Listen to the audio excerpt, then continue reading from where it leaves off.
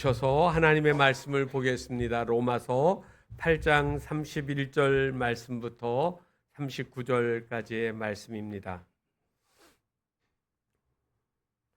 로마서 8장 31절 신약성경 250페이지에 있습니다. 함께 봉독하시겠습니다.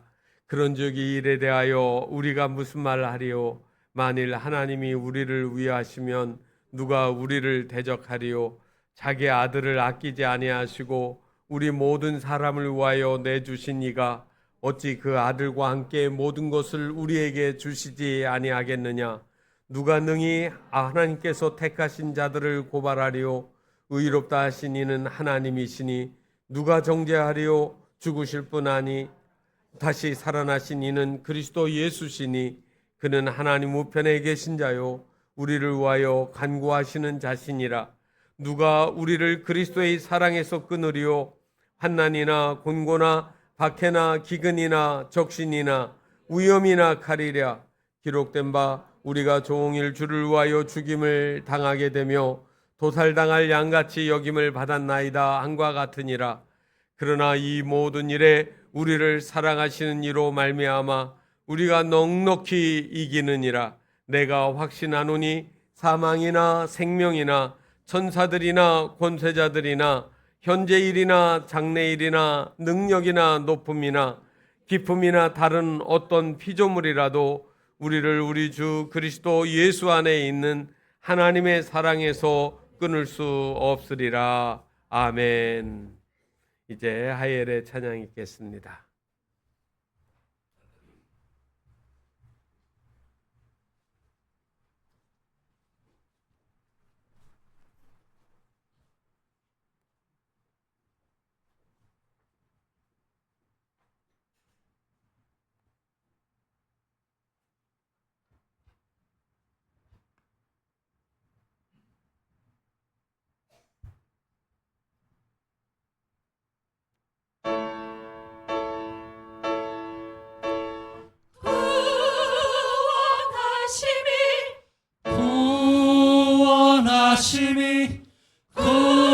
구원하심이 보좌에 앉으신 우리 하나님과 어린 양께 있도다.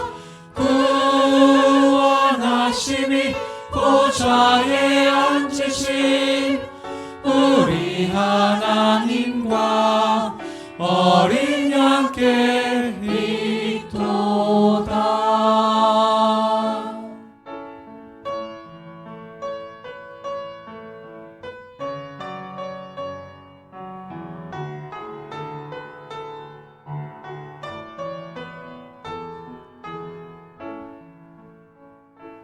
우리 보좌 앞에 모였네. 함께 주를 찬양하며 하나님의 사랑 그 아들 주셨네. 그의 피로 우리 구원받았네. 십자가에서 쏟으신 그 사랑 강같이 온 땅에 흘러 각 나라와 족속 백성 방언에서 구원받고 주 경배드리네.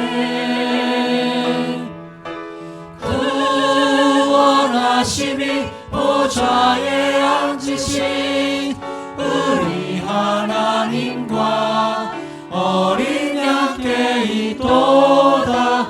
구원하심이 보좌에 앉으신 우리 하나님과 어린 양께 있도다.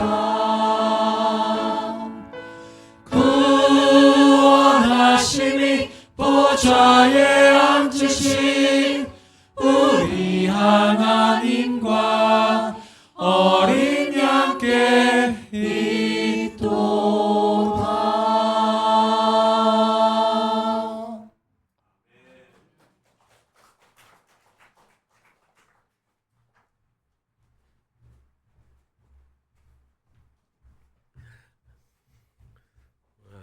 우리 신옥희 집사님하고 나세영 집사님이 한 달 동안 미국에 갔다가 오늘 오셨습니다.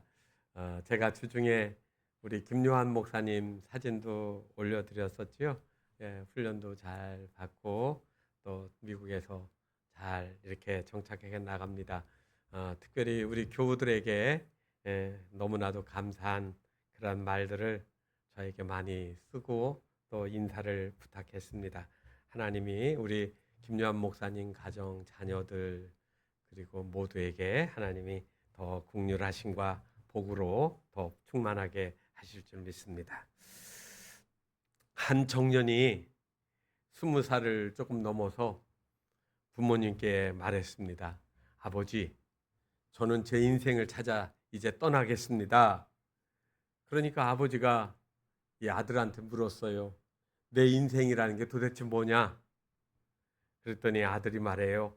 저는 행복하게 살고 싶습니다. 돈도 많이 벌고 멋진 사람 만나서 세계 여행하면서 그럴듯하게 살고 싶어요. 그러니까 아버지가 그 말을 듣더니 아들의 손을 확 잡았습니다. 그러니까 아들이 뿌리치려고 하면서 이렇게 말해요. 이 손 놓으세요. 왜 이러세요? 막지 마세요. 아버지가 그 아들에게 뭐라고 한 줄 아십니까? 누가 널 막는다고 했니? 어서 앞장서라. 같이 가자. 그런 세상 구경이나 한번 하고 살자.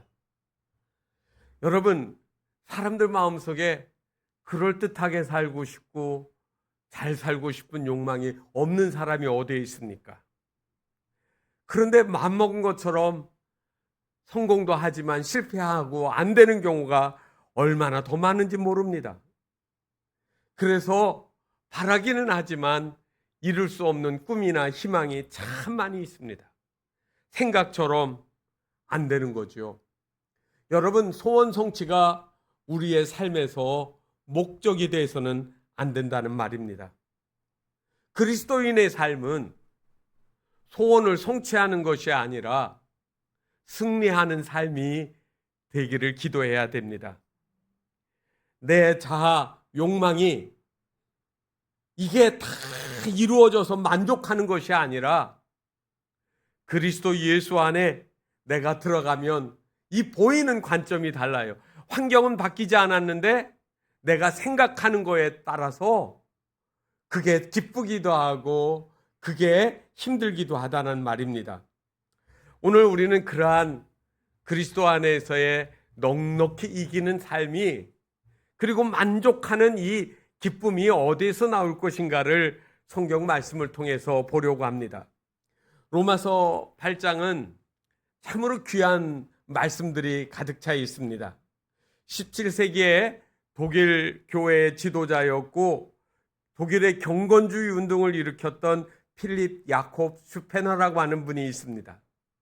참으로 이분은 대단하게 독일 사회를 영적으로 부흥을 시킨 그러한 분인데 이분이 이런 말을 했습니다.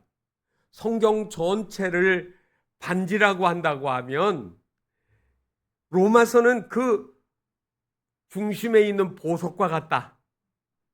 그리고 그 중에서도 8장은 보석 가운데서도 다이아몬드 같이 가장 중심에 있는 부분이다. 그렇게 했습니다. 여러분, 로마서 8장을 읽으시면서 어떤 마음이 드셨습니까? 그냥 아이고 까만 건 글씨고 하얀 건 종이고 그냥 무슨 말인지 몰라. 그런데 알면 알수록 읽으면 읽을수록 여기에 매우 중요한 이야기들이 가득 차 있습니다. 로마서 8장의 핵심은 1절을 시작할 때 이제 그리스도 예수 안에 있는 자에게는 결코 정죄함이 없다 이렇게 시작을 합니다. 정죄함이 없다라는 말은 무슨 말일까요? 여러분, 사람이 살면 보이는 이 육신이 다라고 생각하십니까? 이 껍데기인 뼈, 근육, 살, 핏줄 뭐 이런 걸로 만들어진 이 몸이 다가 아니라는 사실이죠.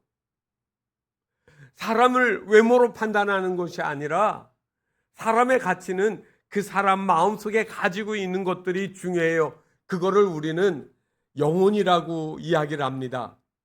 그래서 우리에게는 영이 존재하는 거예요, 속에. 그래서 사람이라고 하는 말은 영혼과 육체가 결합되어 있을 때 살아있는 사람을 그렇게 얘기합니다. 그런데 이 마음속에 사람의 육체 안에 있는 영혼이 제 멋대로 작동해요. 통제가 되질 않아요. 그러면 그거 보고 뭐라고 합니까? 망령났다, 미쳤다 그렇게 얘기합니다. 그렇지 않습니까? 생각이 통제가 안 되는 거예요. 그런데 이 있던 영혼이 사람에게서 떠나가면 그거 보고 뭐라고 하죠? 돌아가셨다 그렇게 얘기합니다. 여러분, 육체가 다가 아니라는 것을 기억해야 됩니다. 그래서 그리스도 예수 안에 있는 자에게는 결코 정죄함이 없다라고 하는 이 말씀은 사람이 죽는 것으로 끝나는 것이 아니라 그 다음에 가야 될 하나님의 나라가 있고, 그리고 영원한 심판의 지옥이 있는데 이 지옥에 빠지지 않는 것을 정죄함이 없다 이렇게 얘기한 거예요. 여러분, 그렇기 때문에 이 로마서 8장에서 결코 정죄함이 없다라고 하는 이 선언은 우리가 무엇이 됐다라는 이야기입니까?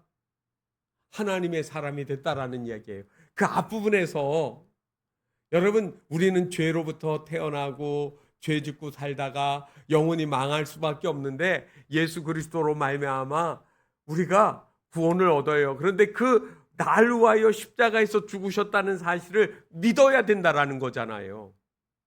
그러니까 믿음으로 말미암아 구원받은 사람은 정죄함이 없다. 다른 말로 하면 지옥에 안 간다 이 말이에요.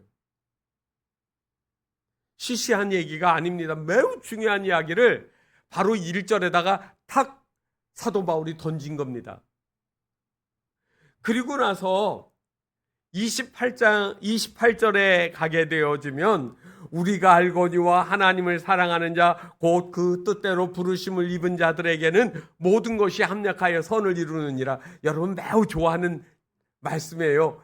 야, 선으로 다 합력하여 잘 된다. 야, 부자 되겠다. 아닙니다. 부자 되는 이야기 아니에요. 합력하여 선을 이룬다라는 말은 점점 아름다운 삶을 살아서 거룩하여 지어가는 것을 말하는 거예요. 믿음으로 구원받고 나면 끝났네. 그게 아니라 구원받은 그 사람이 어떻게 살 것인지, 거룩하게 살고 하나님을 기쁘시게 하고 하나님의 언약 가운데 살아가는 삶을 이야기하는 거잖아요. 그거를 우리가 가리켜서 성화라고 이야기합니다. 거룩하게 변화한다 그 말이에요. 그러니까 그리스도인은 구원받은 사람은 끝난 게 아니라 그 다음에는 점점 누구를 닮아가는 거예요? 예수 그리스도를 닮아가는 거예요. 그거를 갖다가 합력하여 선을 이루느니라 이렇게 표현한 겁니다. 그리고 30절 그 부분에 가면 뭐라고 했습니까? 그들을 또한 마지막 부분에 영화롭게 하셨다. 그래서 여러분, 로마서 8장은 이 모든 이야기를 정리해가지고 우리에게 심어줍니다. 예수 믿고 영접해 구원받았지요? 거룩하게 살지요? 마지막에는 하나님 나라로 들어가는 거예요. 그래서 이거를 영화라고 하는 겁니다. 극장문에서 하는 영화를 뮤비를 얘기하는 거 아닙니다. 이거는 글로리. 그래서 이 글로리를 영화로움을 이야기할 때 글로리피케이션이라는 단어를 씁니다. 아셨죠, 여러분? 예수 그리스도를 믿으세요? 그리고 거룩하게 살대요? 마지막에 하나님만 들어가세요. 이것이 전체 큰 의미에서 우리의 삶의 구원이라고 이야기합니다.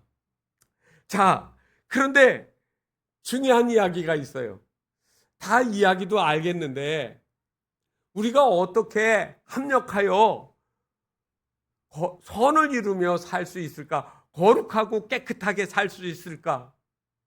날마다 어떤 때는 막 그냥 속상한 일 당하면 입에서 부들부들 떨리고 안 할 말도 하게 되고 안 듣지만 뒤 돌아서서 욕도 하고 우리의 생각이 마음처럼 그렇게 안 돌아가지 않습니까? 그런데 그거를 갖다가 성경에서는 앞부분에 설명을 했습니다. 성령의 27절에 보면은 나오죠. 마음을 살피시는 이가 성령의 생각을 아시나니 이는 성령이 하나님의 뜻대로 성도를 위하여 간구하시며. 뭐가 나왔습니까? 성령이 나왔습니다. 성령님이 계셔서 그렇게 하신다는 거예요. 그런데 예수님이 가시면서 그런 말씀하셨어요. 내가 가면 너희에게 성령이 오신다는 거예요. 그 성령을 이야기하니까 성령이 어떻게 생기신 분인지 뭐 하는지 모르잖아요. 그래서 설명해 준 수식어가 있습니다. 뭐라고 했습니까? 보혜사, 그렇게 이야기합니다. 보혜사라는 말은 헬라어에서 파라클레토스, 곁에서, 파라라는 말은 곁에서, 그리고 클레토스라는 말은 변론하다, 그런 말이거든요. 그러니까 옆에서 이야기하시는 분이래요. 그런데 보혜사라는 말은 단순히 그 단어 하나가 아닙니다. 그래서 이거를 갖다가 성령님이 보내주시는 보혜사가 어떠한 일을 하실까 여러 가지로 설명할 수 있는데 그걸 다 설명을 못해요. 그래서 보혜사라는 말을 한자 말로 써놓았는데 이 보자라는 말은 지킬 보자예요. 그리고 해자는 은혜 해자고, 그리고 사자는 스승 사자입니다. 그러니까 이 단어를 가리키면 스승님은 가르쳐 주시잖아요. 우리가 하나님의 뜻대로 살아야 될, 그리고 가야 될 것들을 선생님한테 배우는 거예요. 성령님은 우리에게 알게 하시고 배우고 순종하도록 그렇게 하십니다. 그 다음에 은혜를 베풀어 주시고요.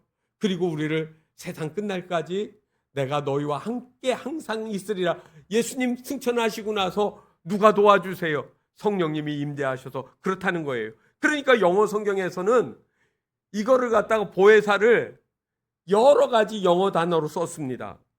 컴포터, 위로하시는 분, 그 다음에 애드버켓, 그래가지고 변론하시는 변호사와 같은 분, 그 다음에 카운셀러, 상담자, 조언자, 그 다음에 헬퍼. 이게 다 보혜사를 쓰는 단어가 필요할 때마다 그렇게 다른 단어로 썼어요. 그런데 그 단어들은 여러분 아시죠? 대문자로 쓰면 의인화시킨 건데 하나님에 대한, 또 예수님에 대한, 성령님에 대한 특별한 용어라는 거죠. 컴포터도, 애드버켓도, 그 다음에 카운셀러도, 그 다음에 헬퍼도 다 그런 의미예요. 그러니까 우리가 세상 끝날까지 주님과 함께 살 수 있다.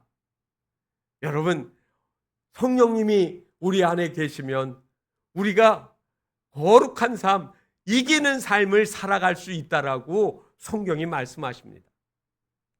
아프리카에 간 선교사님이 그들이 쓰는 언어로 전도를 해야 되는데 아무리 전도를 하려고 해도 그들이 이해를 못하는 거예요. 특별히 성령님이 와서 우리를 임재하셔가지고 우리와 함께 하시고 도우신다라는 말을 아무래도 그들이 못 알아들어요. 그런데 하루는 마을에 전염병이 돌았습니다. 그리고 한 여자가 그 전염병에 걸린 거예요. 그러니까 사람들이 다 그 여자를 돌보지도 않고 그리고 가까이 하지도 않는 거예요. 먹는 것도 물도 아무것도 공급이 되지 않아서 그냥 죽게 만드는 겁니다. 그런데 한 사람이 와서 아무 말 하지 않고 매일 아침 양식을 그 집 앞에다 갖다 놔주고 물도 떠다가 갖다 주고 하면서 끝까지 도와주는 겁니다. 그러다가 시간이 지나니까 이 여자가 전염병에서 스스로 자가 치유된 겁니다. 그래가지고 이 여자가 자기를 살펴준 그 사람을 가리켜서 하는 말이 무슨 말이냐면 내 곁에 엎드린 자라는 말로 그분을 표현하는 겁니다. 내 곁에 엎드린 자. 그래서 이 장면을 보고 선교사님이 보혜사 성령님을 설명하는 말로 내 곁에 엎드리신 분이라는 말을 쓰게 됐습니다. 마을 사람들 다 압니다. 아무도 도와주지 않는데 그 사람 아무 말하지 않고 위험한 일을 마다하지 않고 먹을 것도 마실 것도 계속 공급해줘서 그를 일으켰습니다. 여러분, 성령님은 내 곁에 엎드리신 분이라는 말이 맞습니다. 세상 끝날까지 내가 너희와 항상 함께 있으리라고 하신 그 말씀은 이 보혜사 성령님을 통해서 일어난 것이죠.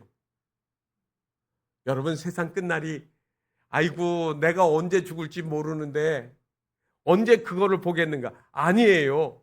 하나님이 나를 부르시는 날이 세상 끝날이에요. 내 인생의 끝날이잖아요. 그렇기 때문에 우리는 그 살아가는 동안에 질질 끌려다니고 낙심하고 불평하고 원망하고 그리고 넘어지고 사는 것이 아니라 매일매일 삶에서 너희들 이기며 기쁘게 살 수 있다라고 성경이 우리에게 말씀하시는 겁니다. 어떻게 해요? 하나님과 함께하는 거예요. 하나님과 함께하는 삶, 그 삶은 승리합니다. 모세가 하나님과 함께하니까 홍해가 갈라졌습니다. 여호수아가 하나님을 의지하고 나가니까 여리고가 무너졌습니다. 다윗은 골리앗을 이겼습니다. 안진뱅이가 소경이 손마른 자가 치유되어지는 건 하나님이 함께 하셨기 때문입니다. 왜 성경을 읽으면서 그것들을 이야기만 읽으시나요? 누가 함께 하시면 우리의 삶의 문제들이 왜 풀려지지 않겠다라고 낙심하시겠습니까? 오늘 성경은 바로 그러한 것을 사도 바울이 가지고 확신시켜주기 위해 질문을 5가지를 하는 겁니다. 그런데 이 이야기들은 다 반어법적인 이야기입니다. 질문을 통해서 더 강하게 확실하게 이야기하는 것이죠. 31절 말씀을 보면 만일 하나님이 우리를 위하시면 누가 우리를 대적하리요? 지금 궁금하고 몰라서 묻는 이야기 아니지요? 여러분 아실 겁니다. 이 이야기는 강한 반어법입니다. 하나님이 우리와 함께 하시면 아무도 우리를 대적할 사람이 없다라는 겁니다. 그런데 사람들은 안 믿어요. 한 꼬마가 교회에서 돌아왔습니다. 엄마가 물었습니다. 예, 오늘 교회에서 뭐 배우고 왔니? 그랬더니 이 어린 꼬마가 이야기하는 거예요. 오늘요, 모세를 쫓아오는 바로의 군대를 이기는 이야기를 오늘 배웠어요. 그래, 어떻게 배웠는지 엄마한테 얘기 좀 해주렴. 그러니까 얘가 고민을 하더니 심각한 표정을 짓고 이렇게 얘기했습니다. 홍해에 도착하자 모세가 큰 다리를 지어가지고 백성들을 다 건너가게 했어요. 그리고 바로의 군대들도 거기를 다리를 건너오려고 하니까 무전기로 본부에 연락해가지고 폭격기로 그 다리를 폭격을 해서 무너지는 바람에 바로의 군대가 다 죽어버리고 말았어요. 엄마가 기겁했습니다. 얘야, 선생님이 정말 그렇게 가르쳤니? 한참 있다가 이 아이가 사실은 아니에요. 그렇지만 선생님이 가르쳐준 말 엄마한테 얘기하면 안 믿을 거예요. 여러분, 믿을 수 없는 이야기들, 일어날 수 없는 기적들이 믿음의 삶에서는 나타나는 겁니다. 하나님의 뜻을 이루기 위해서 하나님의 생각이, 하나님의 의지가 우리의 삶을 통하여 나타나게 하는 겁니다. 그런즉 이 일에 대하여 우리가 무슨 말을 하리요? 31절에 앞에 나온 말이에요. 할 말이 없다라는 겁니다. 여러분, 이런 간격들을 우리 그리스도인들이 체험하며 살아야 되지 않겠습니까? 그냥 교회는 나와서 예배드리지만 돌아가면 세상의 방법에 의지해서만 살지 말고 좀 놀라운 기적들을 삶 속에서 간증하고 고백할 수 있기를 바랍니다. 39절에 이러한 질문을 답해주는 답이 나와 있습니다. 높음이나 깊음이나 다른 어떤 피조물이라도 제가 이거를 세번역으로 보니까요, 하늘이나 땅이나 그래요.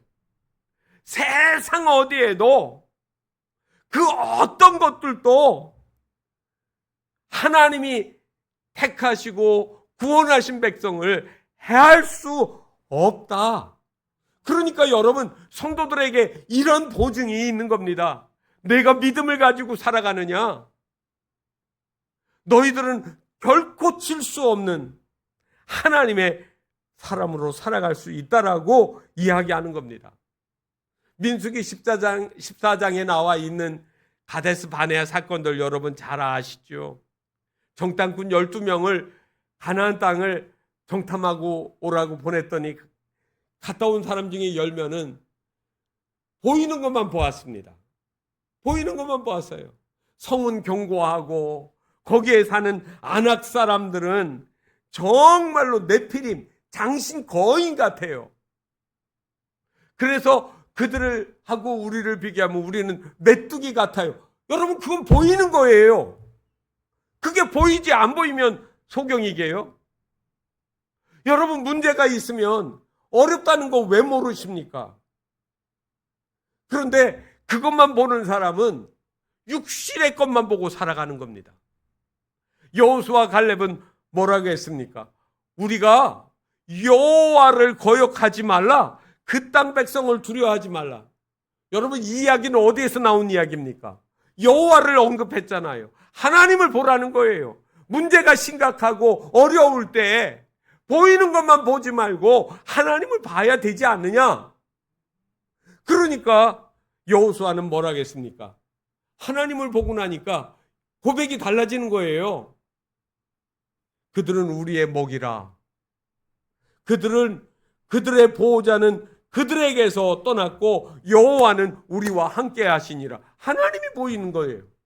하나님이 우리와 함께 하시는 거예요. 그거를 여러분 오늘날의 말로 바꾸어 말하면 성령님이 우리와 함께 계시는 거예요. 그래서 성령님을 모셔야 되고 성령님과 동행하는 거죠. 끝까지 여호수아와 갈렙은 나이가 들어도 이것이 변하지를 않았습니다. 나이 80에 가나안 땅 전쟁을 시작해서 5년 동안 승리하는 전쟁을 여호수아가 했습니다. 그리고 나서 미처 정복하지 못한 헤브론이라는 성이 딱 났으니까 여호수아가 말합니다. 누가 저 헤브론 요새 저 언덕에 산에 있는 저 헤브론을 점령할 수 있겠느냐라고 질문하니까 갈렙이 뭐라고 했습니까? 내게 주소서, 내가 그 성을 점령하겠습니다 하고 올라갑니다. 그의 나이가 몇 살이에요? 85세. 여호수아하고 동갑이에요. 85세에 그 노익장이 군사를 이끌고 헤브론을 쳐들어가서 점령하지를 않습니까? 그리고 그걸 기업으로 삼았습니다. 누가 대장입니까? 갈렙이 대장인가요? 갈렙 안에 계시는 하나님이 대장이십니다. 이사야서 9장 7절에 우리가 그 하나님을 가리켜서 표현한 말이 깃보르라는 말이 나옵니다. 이 깃보르라는 말이 무슨 말이에요? 대장이라는 말이거든요. 하나님이 우리의 대장이시면 내가 싸우는 게 아니라 나는 명령에 순종하고 따라가다 보면 이기는 것을 경험하는 거죠. 왜 살아가면서 자꾸 수도 없이 지는 경험만 하십니까? 왜 하나님을 의지하지 않고 하나님의 말씀대로 살지 않고 불순종하니까 나가서 지지 않습니까? 여호수아 5장에 보게 되어지면 요단강을 건너고 길갈에 돌무더기를 쌓아놓은 다음에 이제 마지막으로는 여리고를 공격해야 됩니다. 그런데 막막하잖아요. 여리고는 고고학자들이 발굴한 거 보면 내성이 있고 외성이 있습니다. 그리고 내성과 외성에는 그 자갈과 모래 같은 것으로 채워가지고요, 내진이 되어진 거예요. 옛날 말로 하면 지진 내진 설계가 되어져서 무너지면 안 되는 성이에요. 견고한 성을 여호수아가 거기를 나가서 성을 바라보러 나갔습니다. 그런데 갑자기 여호수아서 5장 13절에 보면 그 앞에 사람이 나타납니다. 그런데 칼을 쫙 빼들고 길을 막고 있는 거예요. 여호수아가 놀랬겠죠. 그래가지고 이렇게 말합니다. 너는 우리 편이냐 우리의 원수 편이냐. 그랬더니 그 사람이 하는 말이 아니다. 나는 주님의 군사령관으로 여기 왔다. 제가 세 번역으로 지금 하는 겁니다. 그러니까 그 말을 듣고 하나님의 군대 장관이라는 말을 듣고 여호수아가 그 앞에 납작 엎드렸습니다. 장관님께서 이 부하에게 무슨 말씀을 하시렵니까? 라고 말을 하거든요. 그랬더니 그 군대 장관으로 온 하나님의 사자가 뭐라고 한지 아십니까? 내가 서 있는 곳은 거룩한 곳이니 너의 발에서 신을 벗으라. 여러분 어디에서 들어본 이야기 아닙니까? 모세가 호렙산에서 하나님을 만났을 때 하나님이 그 타는 그 불 속에서 말씀하시는 거예요. 모세야, 내가 선 곳은 거룩한 곳이니 내 발에서 신을 벗으라. 왜 신발을 벗길까요? 왜 신을 벗깁니까? 여러분, 성경에서 말하고 있는 이 중동 그 시대에 신발은 누가 신느냐면 군인, 장군, 지위 높은 사람이 신습니다. 그 다음에 하인과 노예, 종들은 신발을 못 신습니다. 시키는 대로 살아가는 거예요. 다시 말하면 하나님의 사자가 나타나가지고 지금 여호수아에게 말하는 거예요. 여호수아야, 내가 선 곳은 거룩한 곳이니까 내 발에서 신을 벗으라. 다시 말하면 이 말에는 너는 나의 말에 순종만 해라 이 말이에요. 싸움은 누가 싸워요? 하나님이 싸우는 거예요. 여러분, 여리고성이 어떻게 무너집니까? 아까 말씀드린 것처럼 내성과 외성이 있고 내진 설계가 잘 되어진 그 성인데 거기가 어떻게 무너지겠습니까? 무너질 수 없는 게 무너지는 거예요. 그들은 단지 앞에 언약궤를 맨 백성의 제사장들이 앞에 가는 걸 보고 묵묵히 따라가는 겁니다. 그 둘레가 한 바퀴를 돌려면 4km, 꼬박 1시간 동안 떼약볕에서 고통스럽지만 침묵하고 하나님의 말씀에 순종하는 것을 백성들이 한 겁니다. 그렇게 6번 돌고 마지막 7째 되는 날 7바퀴 돌고 함성을 질렀더니 성이 와르르 무너졌다. 누가 한 일입니까? 하나님이 하신 거예요. 대적할 자가 없어요. 하나님이 대장이신데 누가 대적하겠습니까? 32절에는 이런 질문합니다. 그 아들과 함께 모든 것을 우리에게 주시지 아니하겠느냐? 안 주겠다는 얘기입니까?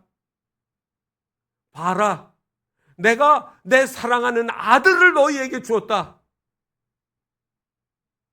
이 아들도 아끼지 않고 줬는데 다른 거 안 줄 거라고 생각하니? 확실하게 주겠다라고 하는 이야기입니다. 아들을 주는 거는요, 다 주는 거예요. 전부를 주는 거예요. 아낌없이 다 내어준 거예요. 그런데 왜 그 아들까지도 주는 하나님을 왜 아직도 이해를 못 하십니까? 그래서 31절에 이 일에 대하여 무슨 말 하려 한 말은 여러분 각각의 질문에 다 해당되는 말입니다. 이거를 갖다가 물을 만한 이야기가 아니라는 이야기입니다. 요한일서 3장 1절에 보면 보라, 아버지께서 어떠한 사랑을 우리에게 베푸사 하나님의 자녀라 일컬음을 받게 하셨는가라는 그런 말씀이 나옵니다. 어떠한 사랑, 여러분 이 어떠한 사랑이 뭐냐면 헬라어로 포타포스라는 말인데요, 말로 표현할 수 없는 것을 말할 때 포타포스라고 썼습니다. 이거는 말로 설명할 수 없어. 그 사랑은 말로 표현될 수가 없어요. 부모님이 자기에게 부족하여도 그냥 기꺼이 달라면 다 내줘. 그거를 갖다가 무슨 과학이나 이론이나 합리성으로 설명할 수 있습니까?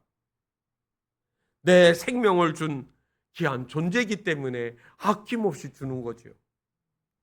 그래서 독일 교회의 지도자였고 모라비안 교회의 지도자였던 진젠돌프 백작이 이런 말을 했습니다. 나에게는 오직 단 하나의 열망이 있다. 그것은 오직 날 사랑하시는 예수님 그분이다. 여러분, 표현을 어떻게 해야 전부라고 이야기할 수 있을까요? 나에게는 오직 예수님 따라가는 거예요. 오직 예수님 바라보는 거예요. 끝까지 의지하는 거예요. 그리고 여러분 33절에 가면 또 이렇게 질문합니다. 하나님께서 택하신 자를 누가 고발할 수 있느냐라고 하는 이야기입니다. 여러분, 지금도 성도들을 고발하는 자가 있습니다. 누구겠습니까? 사탄이에요. 마귀는요, 본래 그 뜻이 뭐냐면 고소자, 참소하는 자, 고발자, 그런 뜻이 사탄이란 말이에요. 그래서 이 사탄이라는 녀석은 두루 다니면서 우리 성도들이 조금 넘어지고 실수하면 그거 꼬투리 잡아가지고 고발하는 게 그게 일이에요. 여러분, 욥기서에 보게 되어지면 1장 6절에 천상에서 하나님하고 천사들하고 이렇게 둘러가지고 있는데 거기에 사탄이 나타납니다. 그래가지고 앞에 보이니까 하나님이 물어요. 사탄한테 너희가 어디서 왔느냐 이렇게 물으니까 사탄이 하는 말이 이렇게 얘기합니다. 땅에 두루 돌아 여기저기 다녀왔나이다. 그런데 하나님은 욥을 동방의 의인이라고 하지만 내가 보니 욥은 하나님의 복을 너무 많이 받았습니다. 자손도 많지요, 재산도 많지요. 그러니까 하나님을 공경하는 것이지, 만약에 저에게 재산이 없고 재물이 없고 자식이 없어지면 하나님을 섬기겠습니까? 하나님을 대면하고 욕을 할 사람입니다 라고 고발을 했습니다. 그래서 하나님하고 욥하고 내기를 하는 거예요. 그의 생명만 건드리지 말고 다 뺏어봐라 이놈아. 절대로 바뀌지 않는다. 그래서 욥기 이야기가 길게 나오는 거예요. 사탄은 틈만 보이면 고발하고 참소하고. 그래서 여러분, 죄에는 능력이 있습니다. 사망의 능력, 죽게 만들어요. 그 다음에 고발할 능력, 그 다음에 괴롭힐 능력, 이런 것들이 죄에게는 담겨 있습니다. 그래서 죄를 지면은 그 다음에는 괴로움이 오고 두려움이 오고 염려가 오고 그리고 분쟁이 오고 그리고 아픔이 우리의 마음속에 들어옵니다. 그런데 이러한 것들을 누가 해결해 주신다고요? 우리 주 예수 그리스도가 내가 져야 될 이 고통과 번민과 아픔들을 십자가에서 다 지셨다라는 겁니다. 그리고 우리를 의롭다고 인정하는 거예요. 여러분, 의인이라는 말은 의로운 사람이라는 말이 아니라 성경에서 의인은 의롭다고 인정을 받았다라는 말이에요. 그렇기 때문에 여러분, 마귀가 아무리 고소해도 우리는 지지 않는다. 우리는 넉넉히 이길 수 있다라고 말하는 겁니다. 34절에는 하나님이 택하신 자녀들을 정죄할 수 있는가라는 질문을 또 합니다. 하나님이 택하신 사람, 하나님이 뽑으신 사람, 하나님이 구원하시려고 하는 사람, 누가 정죄하리요? 라고 질문하지 않습니까? 누가 정죄할 수 있습니까? 하나님이 다 사면해 놓으셨습니다.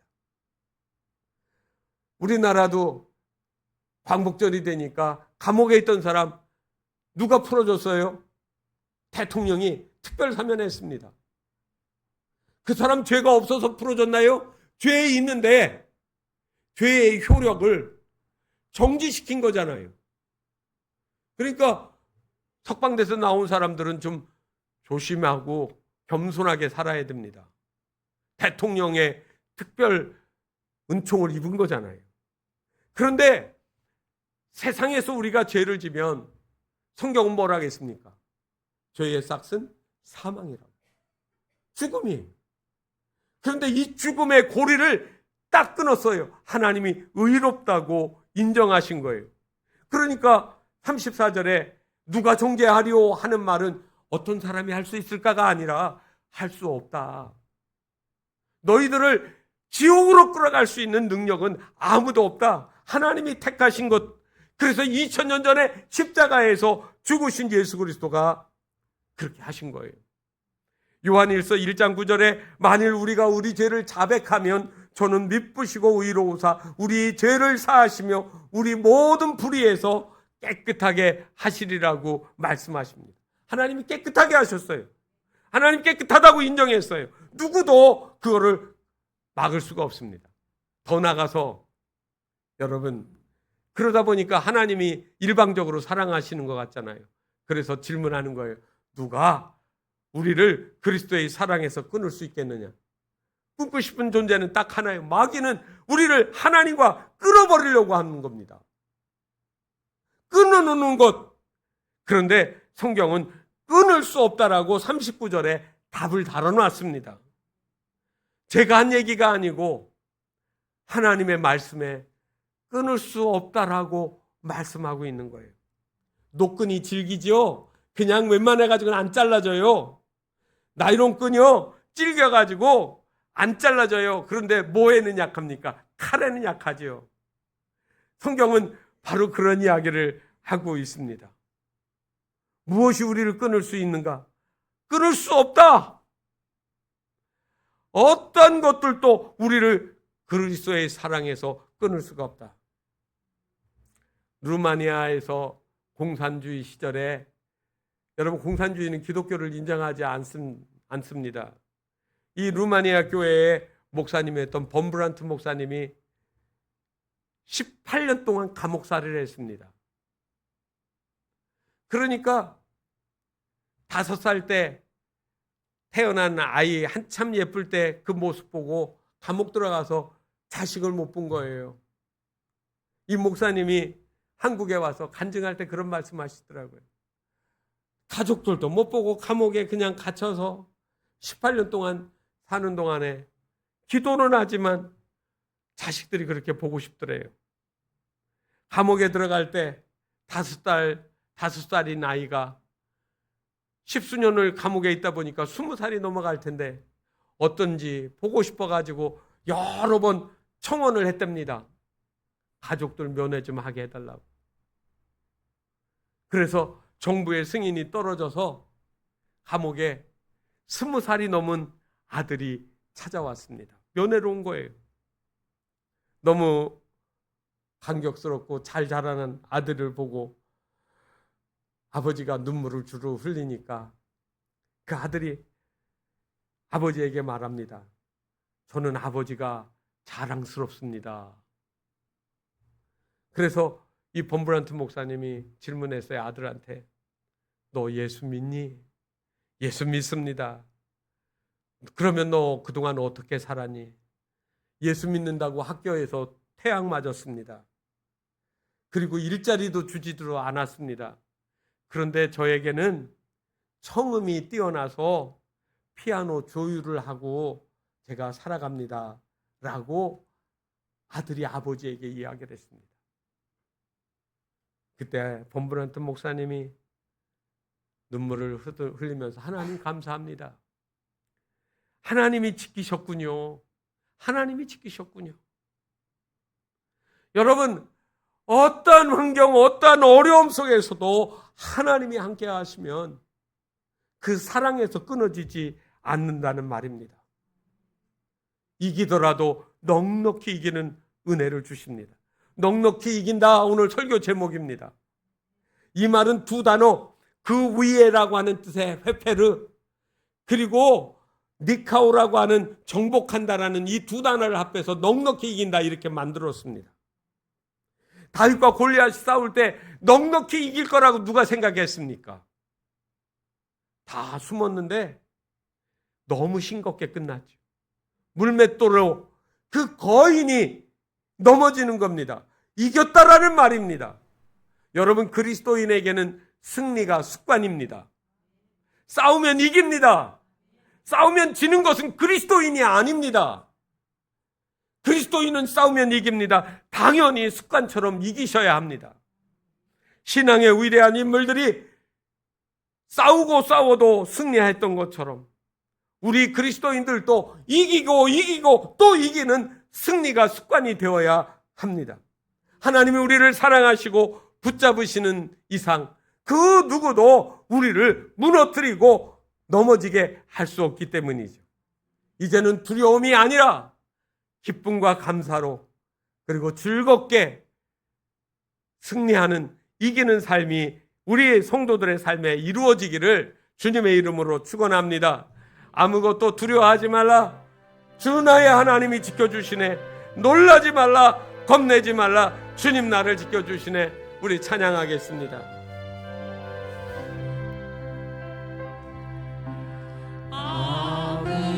아무것도 두려워 말라.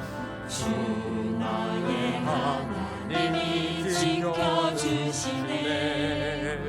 놀라지 말라. 겁내지 말라. 주님 나를 지켜주시네. 아멘. 아무것도 두려워 말라. 주 나의 하나님이 지켜주시네. 놀라지 말라. 겁내지 마라. 주님 나를 지켜주시네. 내 맘이 힘에 겨워 지칠지라도 주님 나를 지켜주시네. 세상의 험한 풍파 몰아칠 때도 주님 나를 지켜주시네. 주님은 나의 산성, 주님은 나의 요새, 주님은 나의 소망, 나의 힘이 되신 여호와. 아멘. 이 시간 우리 기도하겠습니다. 하나님, 나의 힘이 되신 여호와, 나의 구원이고 산성이시고 요새신 그 주님이 나와 함께 하심으로 우리가 넉넉히 이길 줄 믿습니다. 하나님 아버지, 두려워하지 않게 하여 주시옵소서. 주님이 우리와 함께 하시면 그 사랑이 끊어지지 않을 줄 믿사오니 하나님, 우리가 세상 끝날까지 예수 그리스도를 모시고 주님을 따라가며 섬기는 삶이 되게 해달라고 이 시간 우리 마음을 다듬어서 주님 앞에 간구하는 함께하는 시간이 되시기 바랍니다. 함께 기도하겠습니다. 자비로우신 하나님 아버지, 은혜와 자비로 저희들을 붙드시고 일으켜주시고 그리고 하나님 아버지 끝까지 승리하게 인도하여 주심을 감사드립니다. 하나님, 세상 끝날까지 내가 너희와 항상 함께 있으리라고 말씀하셨던 것처럼 그 사랑을 끊을 수가 없고 그 사랑에 붙잡힌 바 되어 승리하며 이기며 살아가는 저희들 되게 하여 주시옵소서. 저희들의 삶의 어려운 환경 속에 있는 이들을 주님 붙잡아 주시고 위로하여 주시고 용기를 주시옵소서. 이기는 삶, 승리하는 삶이 저희들의 삶의 습관이 되게 하여 주시옵소서. 넘어지지 않게 하시고 뒤로 물러서지 않게 하시고 주님을 모시고 담대히 끝까지 달려나가는 성도들의 삶이 되어지게 하여 주시옵소서. 오늘도 우리와 함께 하여 주시는 주님과 세상 끝날까지 이김으로 살아갈 수 있도록 인도하옵소서. 우리 주 예수님의 이름으로 간절히 기도하옵나이다. 아멘.